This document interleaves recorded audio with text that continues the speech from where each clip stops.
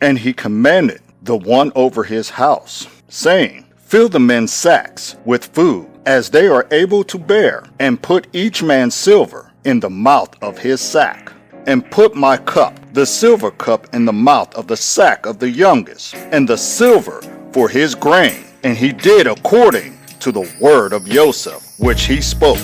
As soon as the morning was light, the men were sent away, they and their donkeys. And when they have gone out of the city, not having gone far, Joseph said to the one over his house, Rise up, follow the men, and when you overtake them, say to them, Why have you repaid evil for good? Is this not the one from which my master drinks, and with which he indeed defines? You have done evil for what you have done. So he overtook them and spoke these words to them. And they said to him, Why does my master say these words? Far be it from us that your servants should do according to this word. See, we brought back to you from the land of Canaan the silver which we found in the mouth of our sacks. How then should we steal silver or gold from your master's house? With whomever of your servants it is found, he shall die, and we shall become my master's slaves as well. And he said, Now also let it be according to your words. He with whom it is found becomes my slave, and you are innocent.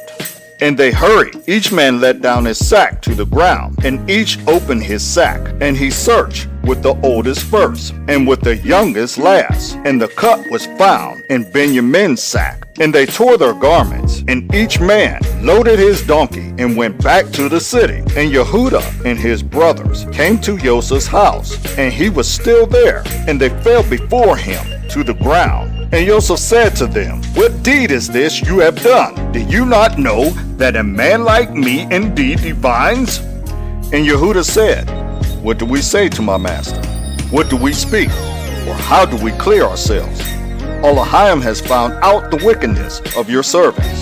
See, we are my master's slaves, but we and he also with whom the cup was found. But he said, Far be it from me to do this. The man in whose hand the cup was found, he becomes my slave, and you go up in peace to your father. And Yehuda came near to him and said, O my master, please let your servant speak a word in my master's hearing, and do not let your displeasure burn against your servant, for you are like Pharaoh. My master asked his servants, saying, Have you a father or a brother? And we said to my master, We have a father, an old man, and a younger child of his old age.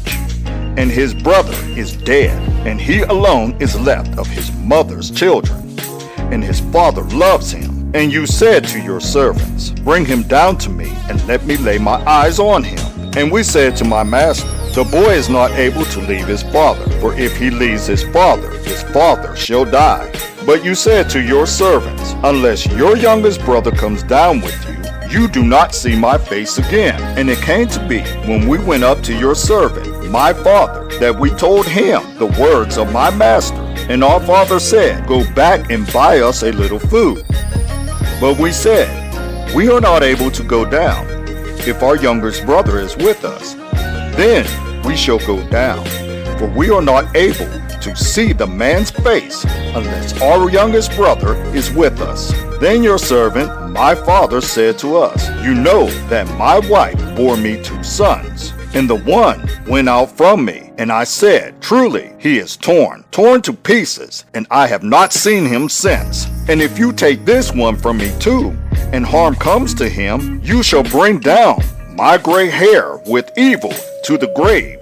And now, if I come to your servant my father, and the boy is not with us, since his own life is bound up in his life, then it shall be, when he sees that the boy is not with us, that he shall die.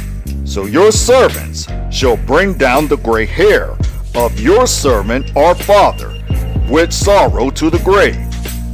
For your servant went guaranteer for the boy to my father, saying, If I do not bring him back to you, then I shall be a sinner before my Father forever.